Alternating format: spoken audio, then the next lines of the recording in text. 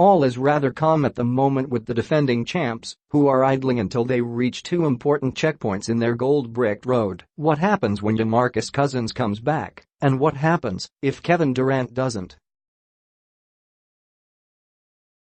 One carries implications for this season, the other impacts next season and beyond.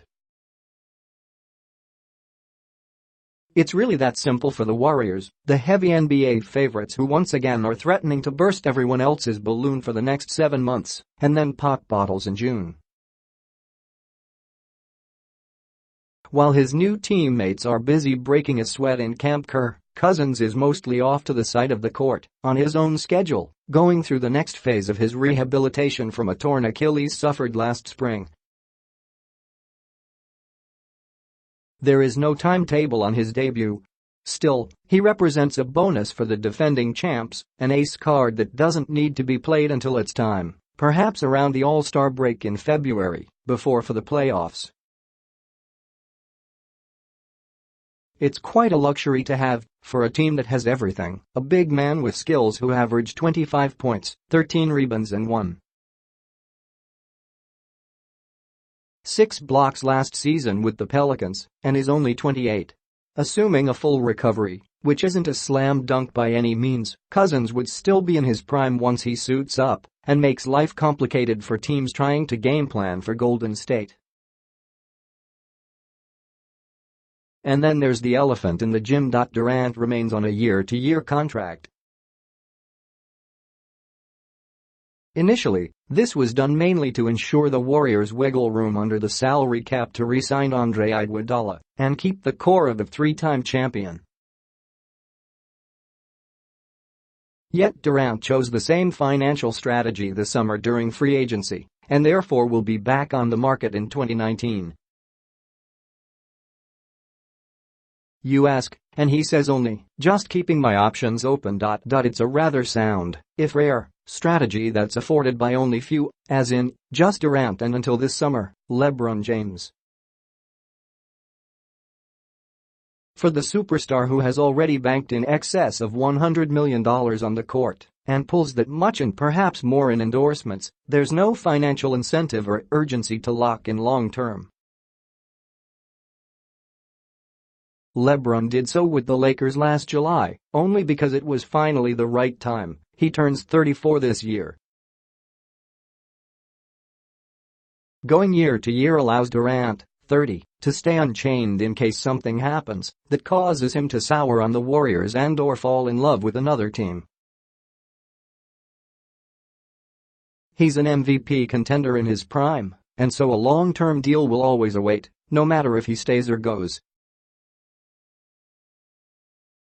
The only risk is a career-threatening injury, and in such an unlikely, yet worst-case scenario. Durant is already wealthy times 10. Flexibility, right now, is more valuable than long-term money. The bigger issue is how this hovers above the Warriors, and there's no sign that it's causing sleepless nights. For one, Durant is in the fold for this season and the Warriors remain loaded, therefore their sights are fixated on June, when the championship will be decided, not July, when free agent starts. And two, the organization seems secure in itself and believes at the moment of truth, Golden State will be his best option. The evidence is pretty compelling. Next season the Warriors move into a state-of-the-art arena in San Francisco. Ownership is laughing at the luxury tax, which could approach over $150 million in 2 seasons depending on the payroll. And in case you haven't noticed, the Warriors are on a championship roll. Finally, Durant enjoys his surroundings. "We're selfless, care about each other, that's what the Warriors do," he said. "My cup is full here knowing that you can walk in here and be yourself, no judgment, just all love.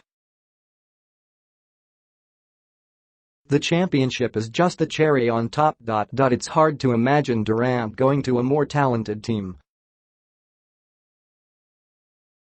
The Warriors are still in their prime, at least the core. Steph Curry is 30, and Durant joins him on Saturday. Cousins, Klay Thompson and Draymond Green are 28. It's rare for a professional sports team to have 3 titles in the bag with stars in their prime as they chase no. 4. Usually, 1 or 2 of the main pieces are old and in decline. Extensions are due for Thompson and Cousins next summer along with Durant and Green in 2 years. The conventional thinking is a team can't pay everyone, and perhaps not. But the Warriors will generate millions in their new building, enough to keep a payroll approaching $300 million and cope with high luxury taxes if they chose to do so. The goal is to keep the championship train running until it can't, because dynasties are hard to build and trickier to maintain. The Warriors have the opportunity to see this through, and so they'll try. We are not looking at this as the final dance, said coach Steve Kerr. Like I said, we want to have some fun and enjoy what we have this year and move on from there. Our focus is to really enjoy it while it lasts. And nothing lasts forever, so we know that. We want to go out this year and enjoy every step of the way. Thompson repeated Thursday how much he loves living in the Bay Area, and I'd be crazy not to think about the amount of in-prime talent he'd leave behind if he signs elsewhere. Green said he imagines himself a Warrior for a long time. Durant? We'll see. In the meantime, the Warriors, like Durant, will take it year by year. It's the only way to do business in the modern NBA. This year promises big returns, once again, on the floor. The last team to reach the finals 5 straight years was the Bill Russell Celtics. And the Warriors, who swept the Cavaliers last June, who bring Durant and Curry and Thompson and Green back, finally have a centerpiece this time. When Cousins returns, this team will be built to make history. And then, come free agency next summer, when the bill comes due, we'll find out if they're built to last.